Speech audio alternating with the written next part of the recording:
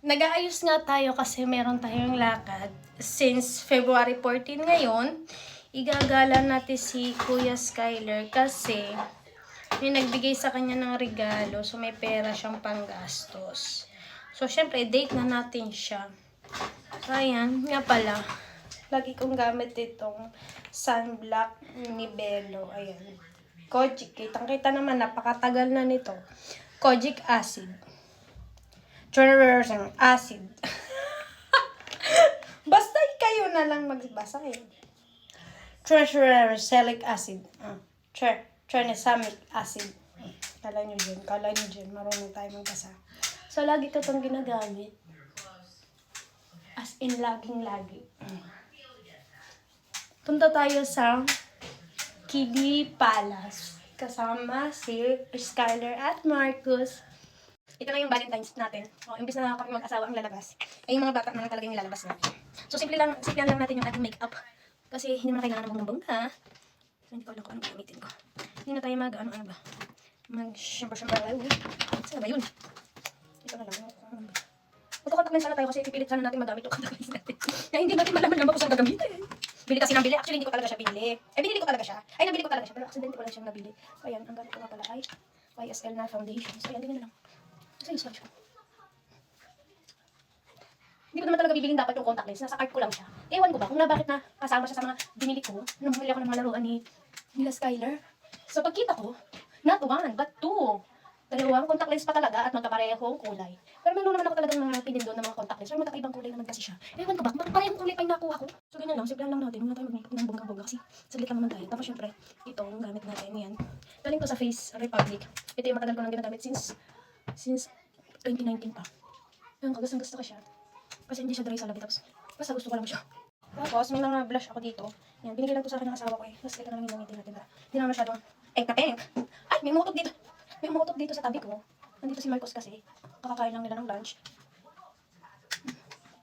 So, ayaan na natin may eye bag. Visible naman na talaga for how many years. So, ayaan na natin. Saluan na natin siya nitong mas lighter. Kasi ito parang siya may glitters kasi. Hindi isa. So, ayan, ganyan lang. May umarang sa ilong ko. May kulangot pa yata. Parang may lumilipat-lipat sa ilong ko. Yan, ganyan lang yung tsura natin sa nila. Sobrang hilig ko sa mga accessories. Actually, gusto ko talaga ng mga gold. Sabi ko sa asawa ko, pag umuwi ko sa Pilipinas, bibili ako ng mga gold. Kasi dito, medyo may kamahalan kasi yung gold. So, sa Pilipinas na lang ako bibili.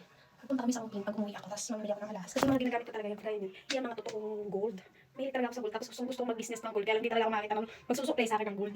Gusto ko yung tipong on hand na yung gold, nasa akin na. Yung iba kasi dito ngayon sa Paris, France, yung ginagawa nila is nagpapalive sila sa mga halimbawa nasa Abu Dhabi, Saudi, UAE, mga ganun. Nagpapalive sila, tapos, pag may umorder, so sa kanila yung mabagsak, sila yung magbabayad muna, tapos ibenta nila yan sa tao, ganun. Halimbawa, ako mag-order ako, sa kanila babagsak yung aking item, tapos babayaran ko sa kanila kung magkano yung price nila, ganun. Pero ako kasi gusto ko on hand lang siya, tapos ilang items lang ang bibilihin ko, tapos ila-live selling ko, ganun. Tapos ayan, pabango tayo, yung pabango ko nga pala is Takchi. So sabi ng asawa ko, huwag daw magpapabango sa damit, kailangan daw sa katawan. Para daw pag pinagpawisan, mabango ka pa rin. Huwag daw kasi sa damit, minsan naman ako. Ayun, yun lang. Advice ko lang, huwag kayo magpapabango sa. So ayun na yung itsura natin. Nanay feels. Hindi natin may tayo yung atin.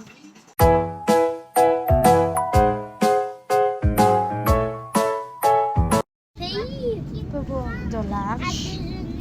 So baba na tayo dito. 178 naman ang sasakyan. So first time natin makapunta dito sa Puvog. Feeling ko nadadaanan to. Nadadaanan siya ng bus na nanggagaling dun sa La Defense. So parang medyo familiar sa akin yung lugar.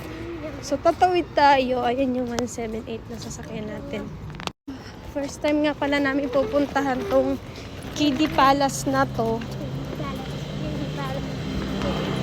Kasi na-discover ko lang siya nung may nag-invite kay Skyler sa birthday. So, tingnan natin kung ito nga yung bus or yung sa kabila. Hindi natin sure. Lipat na lang tayo kung in case hindi pala dito. So, ayan yung bus stop. So, dito bawal kayong tumigil kung saan-saan. Kailangan kung nasaan yung bus stop, doon lang. So, hindi kayo sasakay nito kung Sky! Pustwa! Ito, sa mga velo lang yan or bike. So, hindi kayo pwede dyan. Not unless, wala naman. Ayan, nandito tayo. Ayan, sa Kakong. Baba tayo sa Ukop. So, yung nakikita nyong yellow na yan, bike lane yan. So, dyan dumadaan ang mga bike o velo. Velo kasi yun dito sa Paris. Ang bike o bicycle ay velo. So, bike. Uwitin mo dun, girl. Hi, Alice! So, ayan, may mga upuan din dito. Kala ko mga laruan din dito. Tambayan din pala. Merci, merci. Ayan na, natuto ng tumakbo si Marcos. Oops. Ayan kasi may laruan din sila dito. Pero kailangan ng jutong. Hindi ko alam kung makadun sa akin pa. Kaya lang, wala akong taga-bili ng jutong. Baka magsunuran sila. Gigi! Where's Usos? Ah, Jipar! Where's Usos? Where's Usos?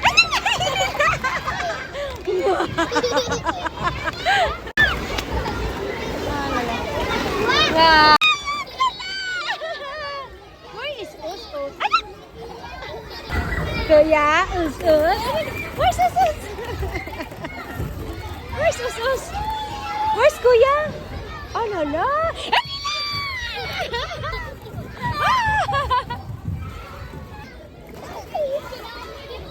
Os, os, ay, ay, ay, ay, ay, ay!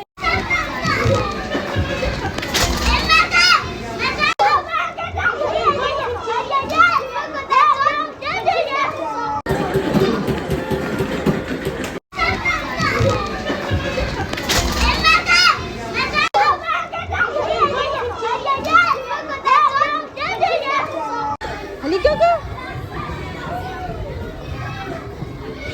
Bye! Bye, Usos! Skylar! Where's Skylar?